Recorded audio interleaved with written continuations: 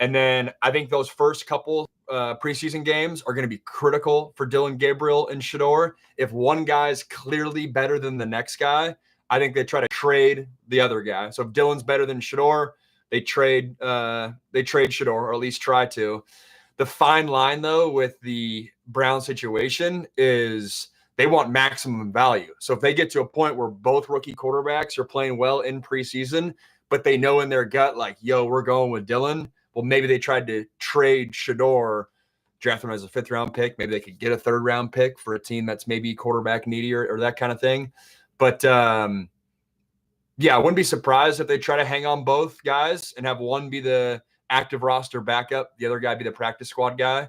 But we'll see. But my big take there is that Kenny Pickett's got to be clearly better than Shedeur or Dillon to keep a roster spot. And those are you guys that have been hanging out with me every single week. If all those guys aren't working out, I don't think there's a way that Jameis and Russell Wilson can be in the same locker room while they're trying to develop Jackson Dart.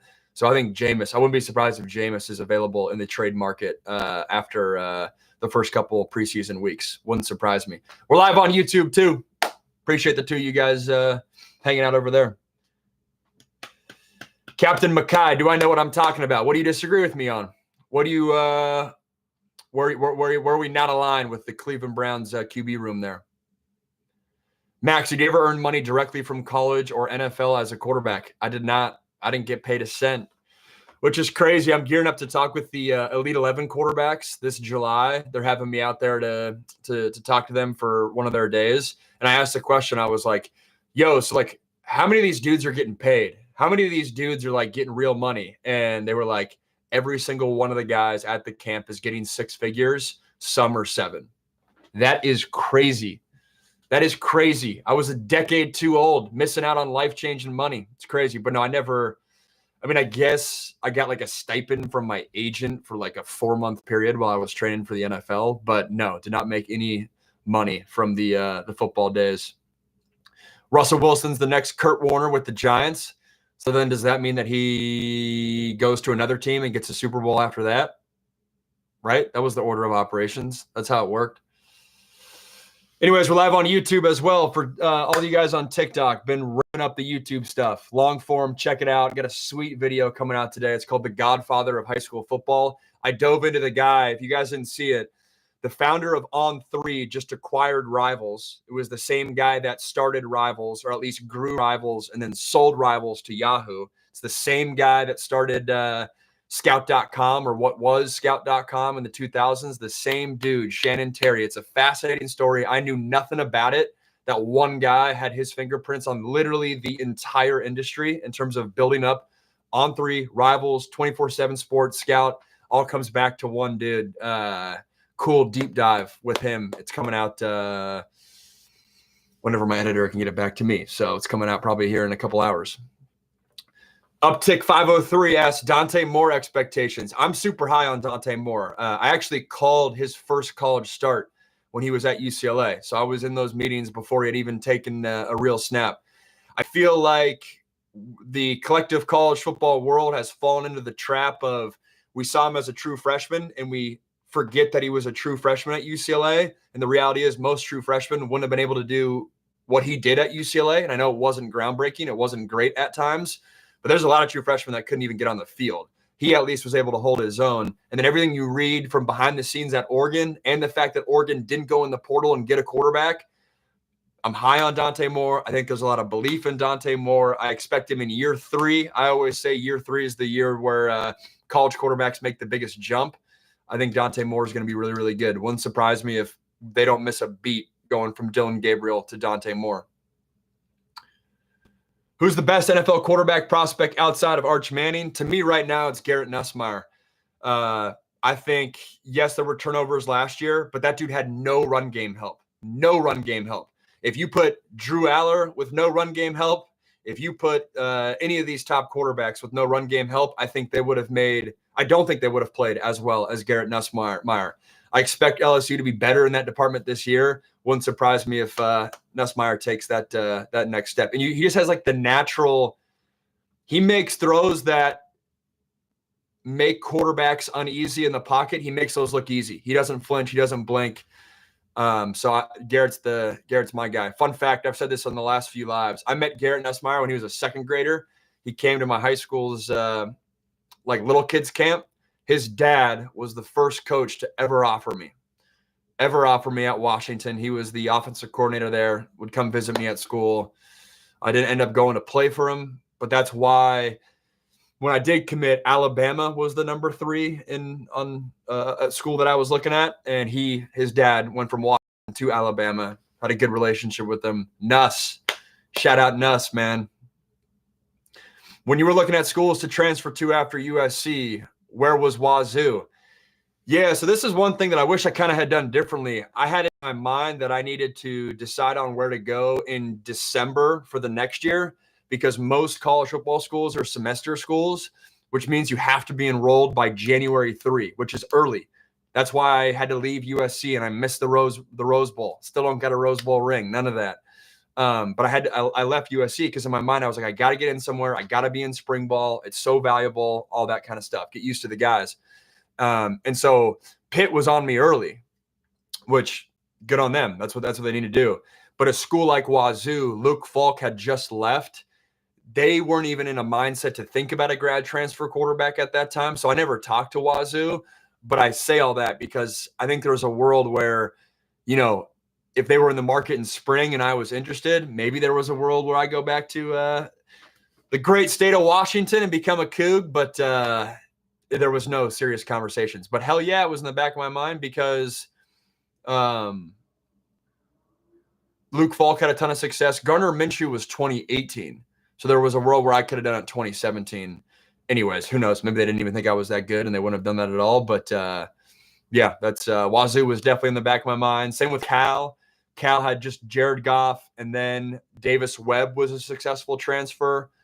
My old I had connections at Cal, old coaches that were there. So that was something there as well. Guys, appreciate you. Appreciate the love.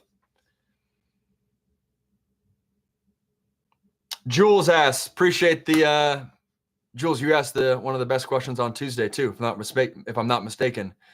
I know this is probably something you can't answer, but if the portal was around when you transferred, do you think it would have affected your choice to go to Pitt? Honestly, I'd answer the same way I just answered it. I think knowing what I know now, I put such a premium on going to a school in spring and being part of spring ball, which is valuable. Don't get me wrong. But in that, with Pitt, I think, Ben DiNucci, the guy that I was battling with, he took a huge step. And I think it surprised a lot of people within the building about how much better he got that spring. And so maybe if I saw that, I would have realized, that guy's pretty good. Maybe I don't take my chances battling there, and maybe I wait for other schools to get in the mix. But that's so hindsight's 2020. I mean, Pitt, people forget, Pitt was the number 1 offense in college football in 2016. So when I was going there in 2017, I was like, sweet, sign me up. Top 25 team. They wanted me. On paper, they needed me. I say on paper because DiNucci and Kenny Pickett were obviously really good themselves. Most people would probably say better than me when it's all said and done. But I still probably would have landed at Pitt. But it's an interesting dynamic. Timing's everything for sure. Thoughts on how Michigan could do this year? Similar to the Dante Moore point, I don't know what Michigan's over-under win total, but I think we're everyone's kind of thinking, Bryce Underwood, best prospect in recent memory. He's going to go in there, have no issues. Dude, there's a learning curve for true freshman quarterbacks. So I expect there to be a ramp-up period for Bryce Underwood. Michigan's going to be Michigan, but I'm more hesitant on Michigan than maybe most people or the average college football fan. You would have got 5K yards with Mike Leach. Fun Mike Leach story for you. So one of my best friends in high school, best defensive player in Coug history, Peyton Pleurer, or at least tackle-wise, all-time leading tackler. He went to Washington State. Leach would come to our school, and I think they knew that I wasn't really interested in Washington State, but they would come and we would chop it up every once in a while. And he would come to my high school locker room, and we had like a team building exercise the summer before where everyone would make like their own shield. We were the Spartans, so it was like a little shield exercise where it was like kind of like why you play football, what motivates you, goals, like one of those things. And Leach like barely even talked to the guys that were getting recruited at my school, and instead like read every single shield of all 100 guys on my high school football team. And then he had his little sidekick, the coach that would travel with him. That coach would do all the talking and recruiting. Like Leach was just doing Leach, man. R.I.P. too. Do you think Josh Rosen would have been the next Jared Goff if he started his career with Sean McVay? No. That's not like a dig against Josh Rosen. I think his mentality league was not where it needed to be. Goff's mentality, I've always admired his level head just throughout it all, even at Cal, starting as a true freshman, as a rookie, going as the number 1 overall pick. That's big time. And then even with the crapshoot of getting traded to the Lions, people thinking that's going to be a death sentence. And now that turned out to be a win for everyone. So it's not a knock against Rosen. I just think Goff's that good. I think Goff, you'll look back, and I think it wouldn't surprise me at all if he has another 5 years as a successful starter in the NFL, and we look back at Goff as being one of the most underrated quarterbacks of this past decade, for sure. Joe McKnight, the GOAT, fight on. Funny enough, he's also number 4, or I guess I'm also a number 4. His legacy's more big time than me. But I remember the first time I ever stepped foot on campus at USC, I was an 8th grader, becoming a 9th grader, visited my brother. I traveled down here, went to a USC practice with my dad. That's the spring when Matt Barkley should have been a high school senior, enrolled early at USC, was trying to battle the job. And like Joe McKnight was like box office. Like I remember being so excited to go to practice, watch Joe McKnight, the number 4. I was number 4 at that point. Yeah, legend, dude. R.I.P. again. Dang, we're chatting about some people today that have passed away. That ain't fun. Is Diego Pavia a top 10 quarterback in college football? Probably not. I think he's the perfect blend for what Vanderbilt wants to do. But like if I was starting a team right now, I would not be running the offense that Vanderbilt runs. Let's work through them. So I'd go. I mean, I guess I could just screenshot a Joel Klatt's list out here on my phone.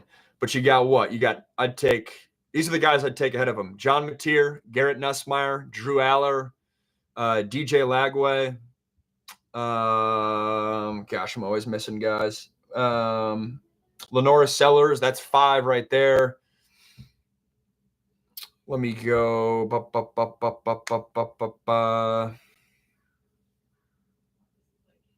Probably take Dante Moore ahead of him. I know that might be like a hot take. Who else is out there? I know I'm missing guys. I saw that list of top 10 quarterbacks. It's funny. So I know I didn't get a straight answer, but I don't know if he cracks the top 10. It's funny, though. I remember last week, I forget the question that made me say this, but I said, yo, I would take John Mateer over Drew Aller. And some of you guys were like, Max, you're out of your mind. That's a spicy hot take. Get out of here. What are you doing? And I literally got off the live, and Joel Klatt came out with his top 10 college quarterbacks for this year. Sure enough, John Mateer number 3, Drew Aller number 5. So, hey, wasn't as hot of a take as you guys may have thought.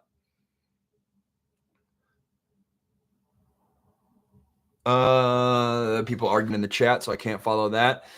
Let's pop back over to YouTube. Siobhan, good to see you again. Thanks for hanging out. Have you ever considered going into coaching? I believe you'd be an excellent coach. I think I'd be a good coach too. I appreciate it, but no, never seriously considered it because the lifestyle is just too gnarly. Even when you make it, you're 2 seasons away from getting fired, having to move to a city you don't want to live in, and that's just not me. I always say I think the people that get into college football coaching, and I think this is really only the case for football. I don't think it's necessarily the case for basketball. The lifestyle for basketball is not as gnarly or like any other sport.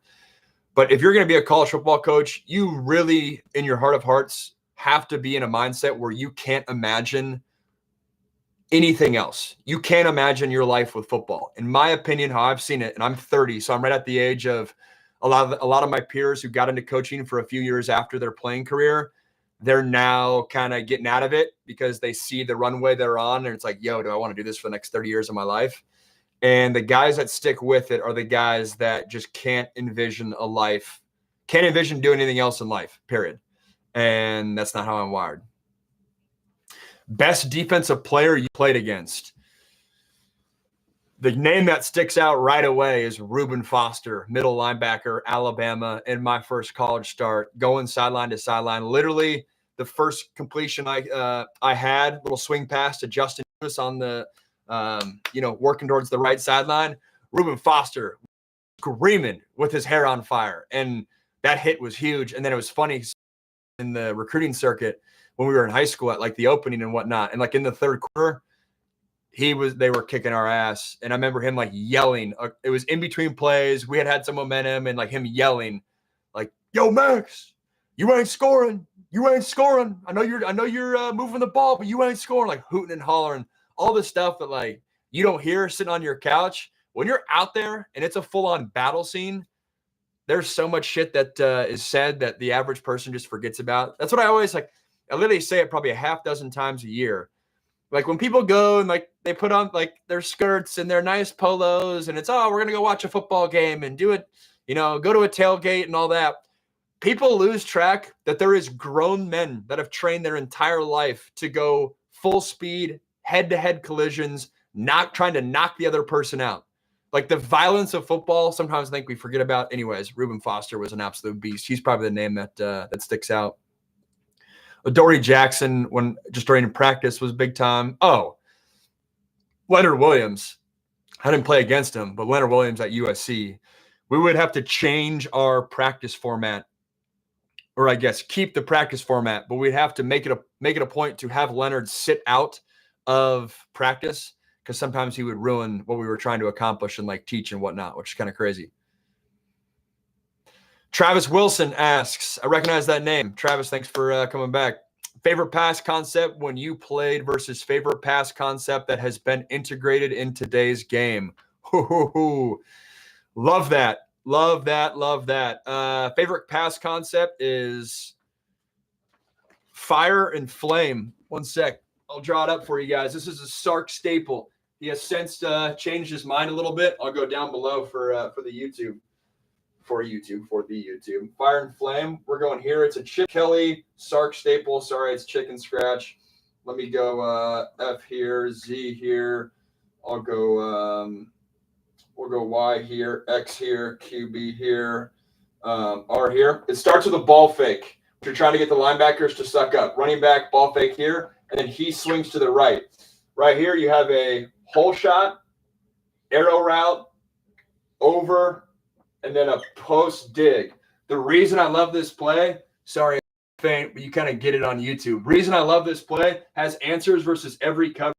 And the read for your quarterback, the read as a quarterback doesn't change at all. You're always working left to right no matter what. It's always 1A, 1B, 2, 3, 4. And you can like rip through the progression quickly. This is when people forget about it. But when Sark switched his identity from pro style, which was what he was at USC, to spread, when Keith Price was his starting quarterback at Washington, they ran this play literally 12 times a game because you can run it out of every formation and it has answers versus every single coverage. So cover one, you're getting man coverage across the board. This vertical route's in play. This is in play. This probably isn't going to be open, but this is in play. Running back on a linebacker, him having to run sideline to sideline. You go cover two with a safety roll over the top. You can hit the whole shot here. This is great versus cover two. You're going to get your tight end on the linebacker. This could come open versus cover two with the safety bailing that way. Cover three, it's same thing, but it's not same thing, but cover three, same thing in the sense that it has answers versus everything. Super easy to read, was always a security blanket. I always felt like when Sark didn't know what to call on 3rd and like 7, he would always call fire and flame. He's had wrinkles off of this. This play's had a bunch of iterations. Chip Kelly used to run the shit out of this play at UCLA. I didn't watch as much Ohio State all 22 film last year, but that plays big time. That was my favorite play when I played. Outside like 4 verts. 4 verts is sick too, Travis. But that's like everyone's answer. So I'm trying to give you something different. And then you said favorite concept that's been integrated in today's game. Honestly, where my head goes with that is all the screen iterations that we've seen in football today with like the swoop motions or orbit motions, whatever you want to call them. and the wrinkles off of that. Again, Sark's great at that. Lincoln Riley's great at that. Andy Koldenicki at Penn State's great at that. What other concept, though? Yeah, I'll leave it there just for the non-football hardo audience. But good question. Appreciate it. It's fun to talk ball. Football season's going to be here before we know it. User Carson Wentz asks, what's the hardest thing about playing quarterback? Honestly, where my head goes at right away, this will be a different answer for you. It's the fact that only one dude plays. I mean, any other sport, right? You can have two great small forwards. You can have two great point guards. You can have two great centers. You can have two great receivers. You can have two great offensive tackles. But as a dude who sat on the bench for most of his career, you know, the fact that only one dude plays and the mental gymnastics that you can play when you're in quarterback battles and all that, that's really hard. It's really hard for sure. That's kind of, that might be like not the answer you're looking for, though. What else, though?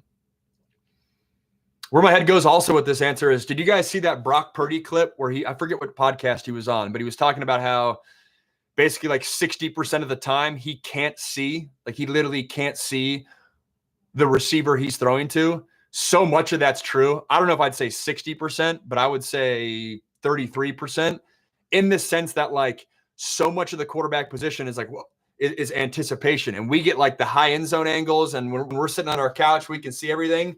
When you're in the pocket and there's grown men barreling down on you, it is so hard to see that I think that's something that's more difficult than people realize. It's basic to say, much more difficult than people realize. RJ, love you too. Appreciate it. What are you projecting for Michael Penix this year? Marsh. I think I might recognize you. But if you're an OG, you know I'm a big Michael Penix fan. Big Michael Penix fan. I'm a believer. If I was starting a franchise right now, I'm taking Michael Penix over J.J. McCarthy, hands down. I'm taking Michael Penix over Jackson Dart. Shoot, I'm probably taking Michael Penix over Cam Ward. I think Michael Penix would have been the number one pick in this year's draft if he was this year. Dude's a baller. I'm expecting good things, big things. I mean, that's a really tough, I guess, Bucks, Panthers. It's not a really tough division. I expect big things. I expect the Falcons to contend for a playoff there. I think Michael Penix is going to maybe not surprise people because I know what's going to happen. We're going to be like, Michael Penix is going to play well, and people are going to be like, oh, there's a reason he was a first-round pick. And it's going to be the same people that were hating on the Falcons for taking the pick. And I've been on it since the second he got drafted. I said that was a great pick by the Falcons. I know where Kirk Cousins was at, where that contract was at. Michael Penix is a baller. Expecting big things from him this year. Travis Wilson, can't forget about the mesh concepts. Totally.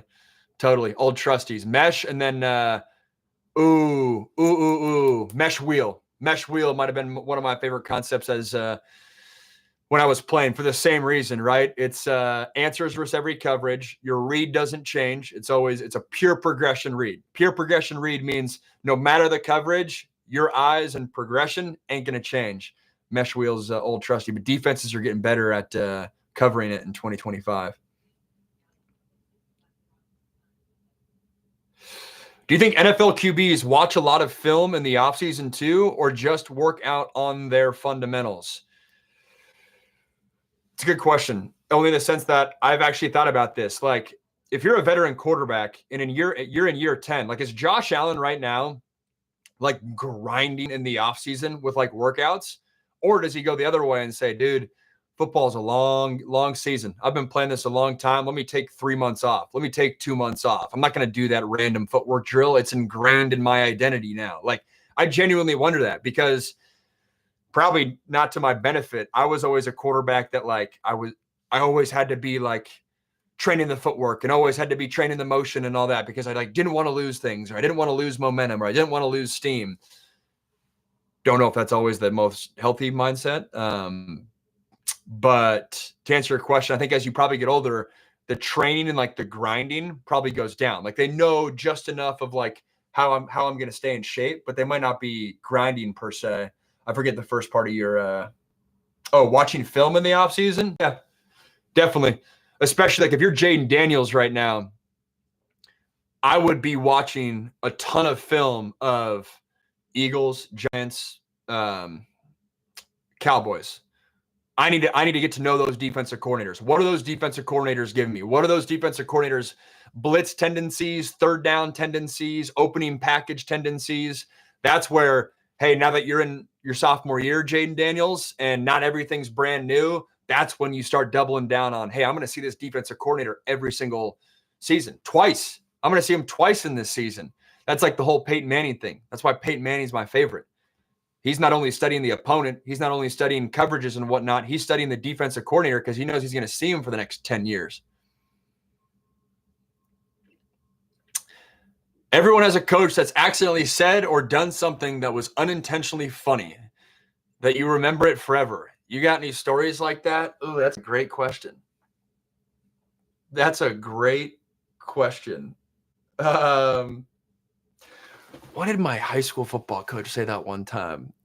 Gosh, I'm not going to tell the story well, but right when you said that, maybe if there's some of my hometown people on here, every once in a while, there's a Skyline native on these lives. We were playing our rival my junior year, my sophomore year, and the local news TV camera came into our locker room, and my head coach was giving us a speech, and he said something like, it was like, fuck them or something like that, or like, dang, I forget what he said, but I remember all of us being like, did he really just say that? There's like a camera in the corner.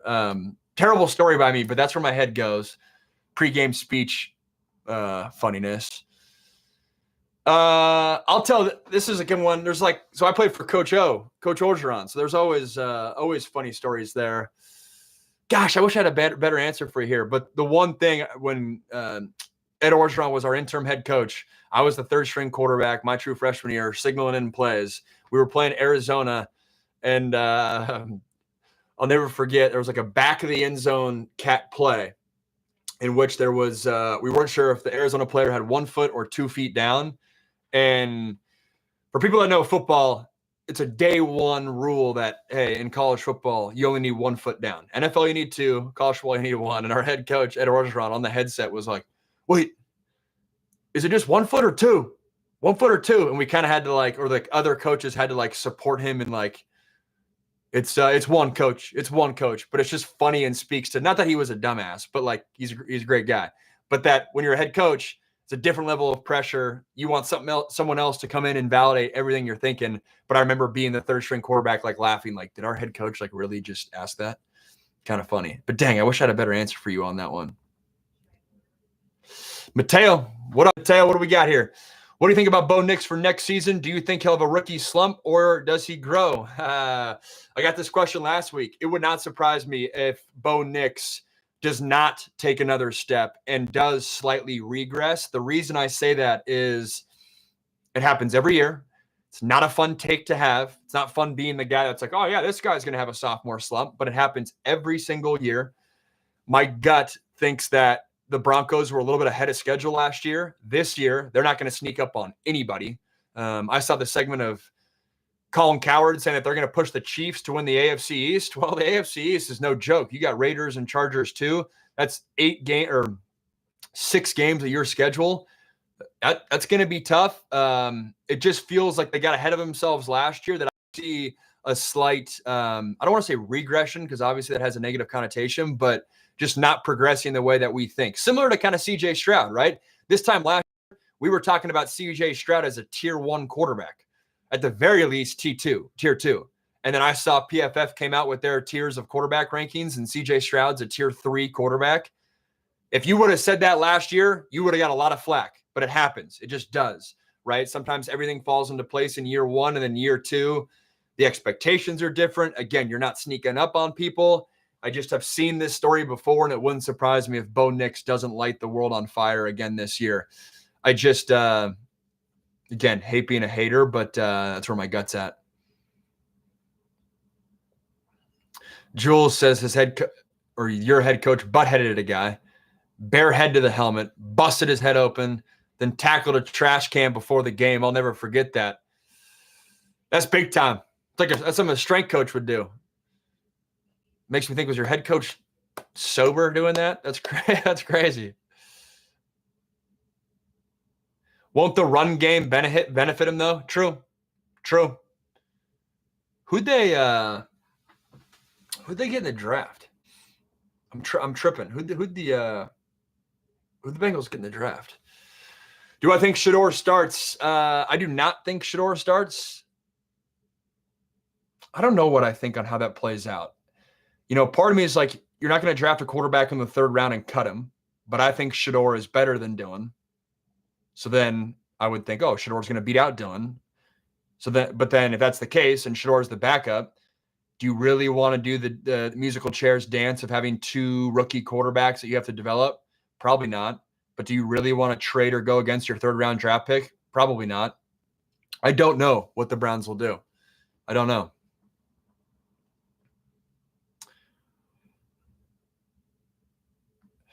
What was the best high school to play against when you were at it? I loved rivalry games, so playing Issaquah was the most fun. That was big time.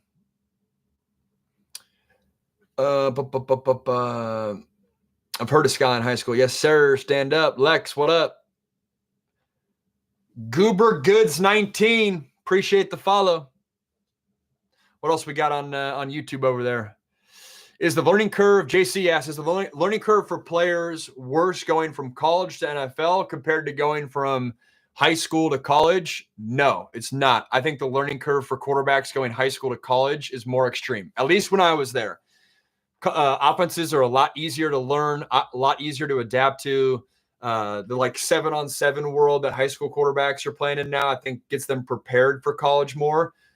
But I still think the jump from high school to college is more extreme because that's where the whole you have to consistently throw guys open and you can't see guys open and you have to know coverages. And versus in high school, you don't have that. But then going from college to NFL, you're still like the getting adjusted to you can't see guys open. Like that's already ingrained in who you are. Now the players are just bigger and faster. But it's not whole, at least in my experience. I guess I never played in the NFL, but from what I've observed and just talking with guys, I don't. Obviously, it's an adjustment. I do think the jump from high school to college is more extreme, especially like the mental aspect stuff too. Zach Smith, yes sir, 3 straight weeks being on the lives. Appreciate you, Zach. Send me a DM. I got something for you. Send me a DM. You're here every single week on Twitter, or I check Instagram more. Yeah, we're live every single Tuesday and Thursday, unless I'm taking a flight. It's baked into my calendar, noon Pacific. It's fun chatting with you guys. It's fun building that muscle of talking for an hour straight too, and it's cool. I think this is where the industry's heading. Thoughts on Milroe to the Hawks? I got a video on how the Seahawks should use Jalen Milroe coming out next week. Keep an eye on that. I think Jalen Milroe will be. I think the Seahawks should use Jalen Milroe like Taysom Hill, like the Saints did in 2018, 2019. Initially, that might sound like, Max, you're a hater, da-da-da. Did you see the reports coming out of rookie minicamp? I think those reports are BS.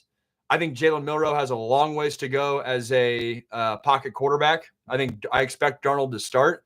But I don't think there's a world where the Seahawks don't use Jalen Milroe. Like, he's too good of an athlete. Get a package of 12 plays a game that Jalen Milroe can come in, especially on 3rd downs, 3rd and shorts, especially when you're in fringe punt territory.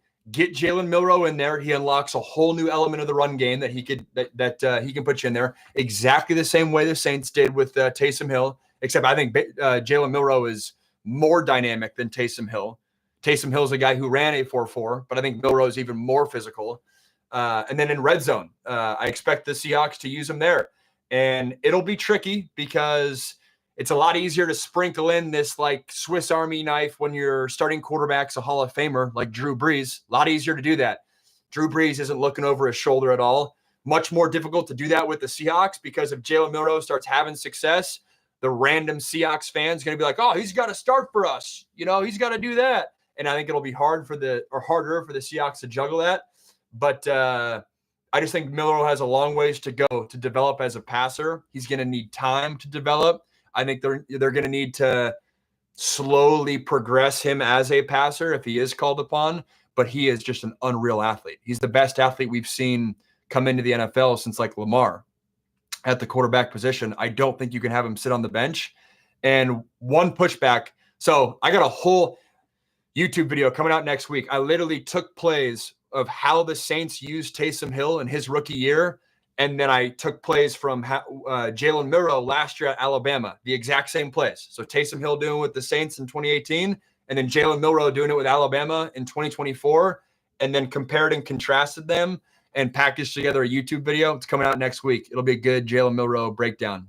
Check it out. If you haven't subscribed to my YouTube channel, just type in Max Browne and look for the guy and subscribe. Got a bunch of good content coming out there. But one pushback I always get with that take is like, Max, Taysom Hill played special teams. Jalen Milroe is not going to play special teams. Fair. Well, I think Jalen Milroe should be on punt for sure. I think he should be the up man on punt because that would scare every opposing special teams coordinator. If you're on the 40-yard line and you're gearing up to punt and Jalen Milroe's the up man, all the different trick plays and run actions that you could do would give the opposing special teams coordinator nightmares. But the difference is Taysom Hill had to have special teams to validate the Saints using an extra roster spot on him. That's not the case for Jalen Milroe. I think Jalen Milroe could be the backup right now, regardless, depending on where he's at as a passer. I know the Seahawks have Drew Lock, but I don't think Jalen Milroe needs special teams to make the roster. That's how I view them differently. Tyler, Steven, I forgot the person that just joined, but I appreciate you guys joining. Got short form content coming out all the time. So those of you guys on TikTok, click the profile, throw me the follow. Don't miss any of the content coming out every single day. Zach Smith, before you got on, I just answered that question, so I'm not going to repeat, but funny. Great minds think alike. 2 Big Ten teams have won the Natty back-to-back years. Have they taken over as the top conference? Yes, it's only 2 years, but are we starting to see a swing in college football? I don't think so. I think it's 1A, 1B. I think it's the Power 2. I think last year the SEC probably had better depth. The Big Ten probably had better top-end talent. But no, I don't think the Big Ten has taken over, and I see that shifting every year. I could totally see a year this year where we have 6 Big Ten teams in the hunt, and the SEC has a clear-cut top tier, and so it's the vice versa of last year. And it's one of my pet peeves with college football media is we pay so much attention to the top teams. Those of you guys that have been following my stuff from the jump, this was a big take that I had in the Pac-12 days. Everyone would always say the ACC is better than the Pac-12. No, it's not. The ACC just had Clemson to carry the torch. So it was always the talking point that like, hey, we got Clemson and we got a national title contender. You look top to bottom, teams 1 through teams 12. There were many years where the Pac-12 was better than the ACC, but the ACC had Clemson carrying the torch. The ACC had Florida State carrying the torch, Miami to some degree. But teams 4 through 9 are never sexy, so it never wins when you're on an ESPN First Take type show. But last year, the SEC, their teams 4 through 9 were probably better than the Big Ten's teams 4 through 9. So I look at it from a totality. It's not just tier 1. Dollar Tree Burrow for show. It's either Dollar Tree, Walmart, discount. We get it all. Who said that? I lost your lot. A Buddy 56. Favorite coverage to go against? Man coverage. Any quarterback that says differently? I want to talk to a quarterback that says differently. I'd be curious what their answer is. Yeah, man coverage for sure. Don't have to process much. Can just throw it up right there. Caden, what up? Caden's back again. Caden said the same to Zach Smith, who's on all the lives. Caden, shoot me a DM, man. I want to hook you up with something. You're on every single week. Appreciate it. Live here every single Tuesday and Thursday at noon. Check it out. What is the most unfair route? The most unfair route, if you have the time and the protection, is the come back and go.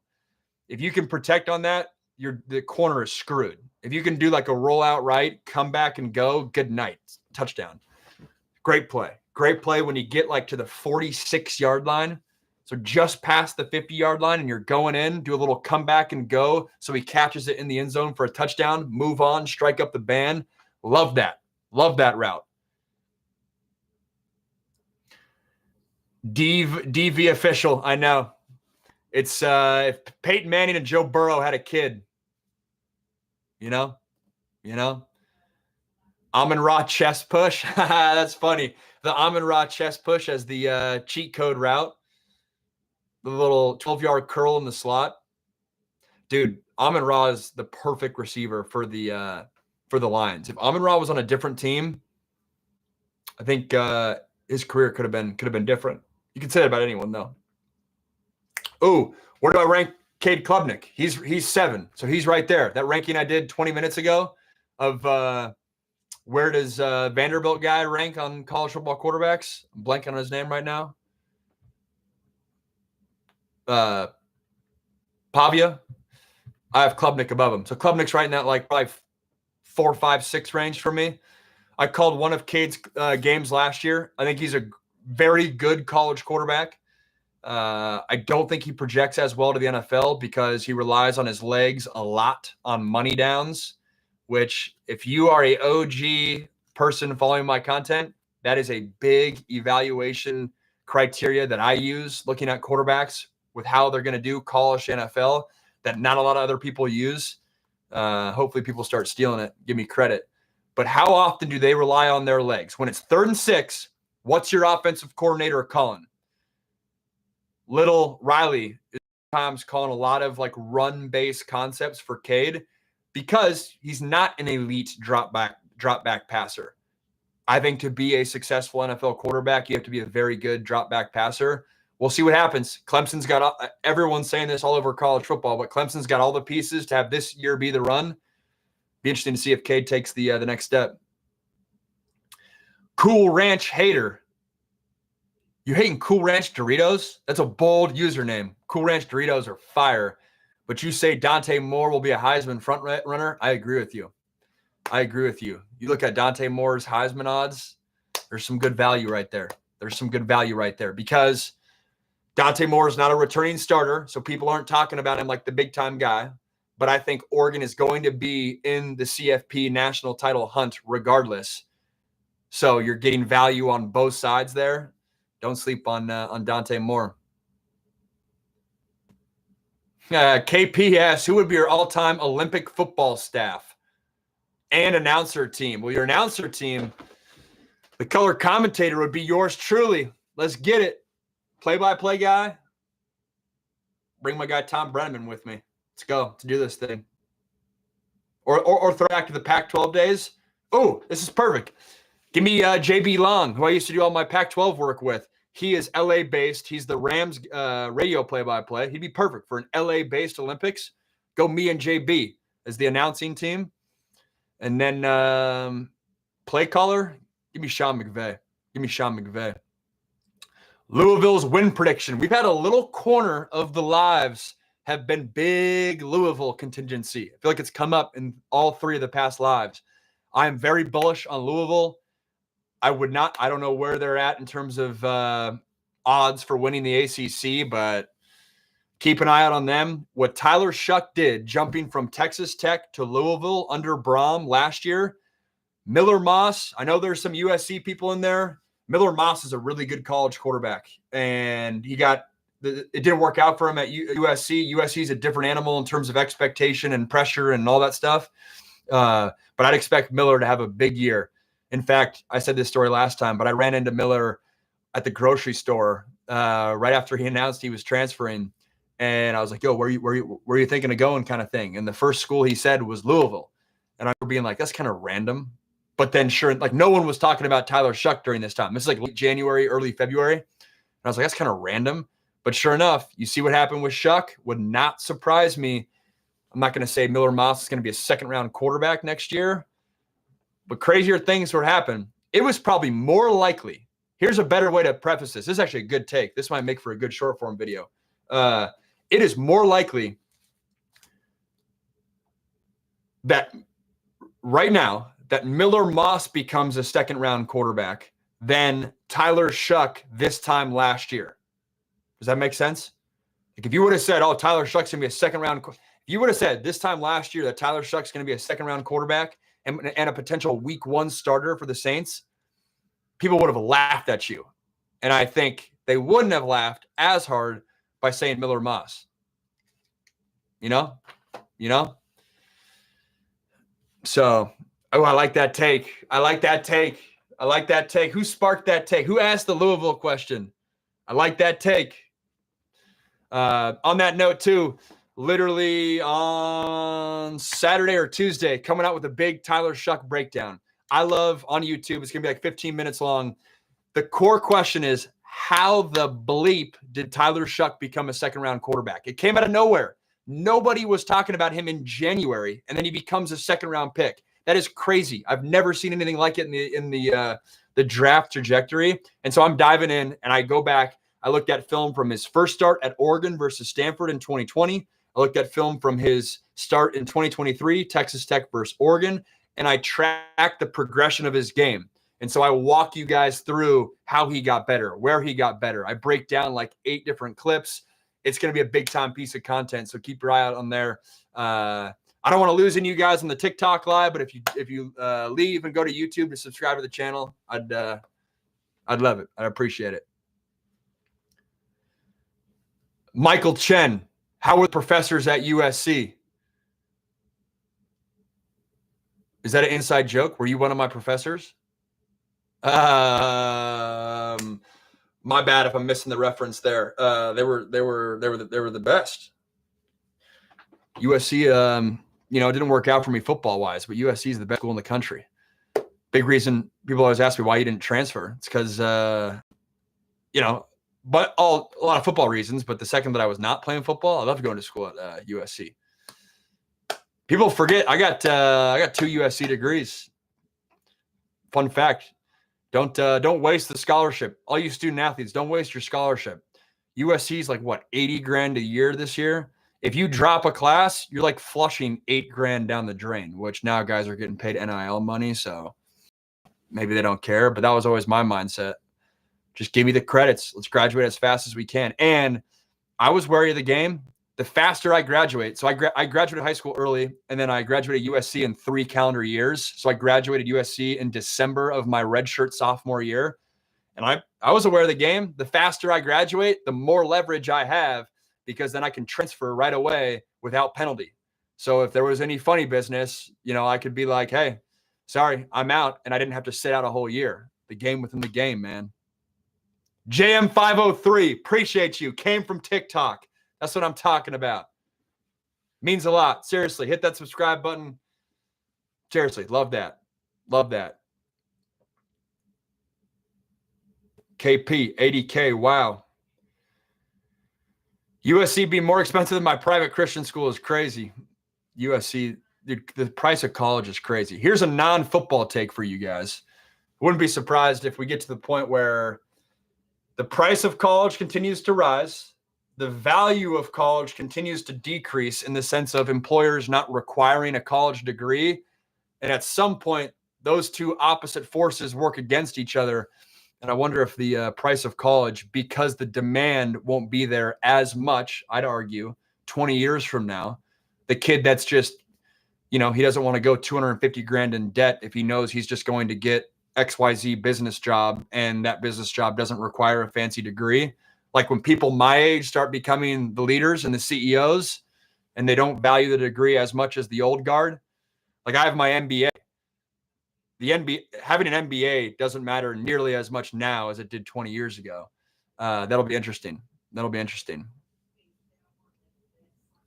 Yeah. Oh, you guys weren't expecting the non-football chatter. I like that though. I think the student loan bubble is going to explode and make college costs plummet. Just me, though. I don't think you're crazy. Do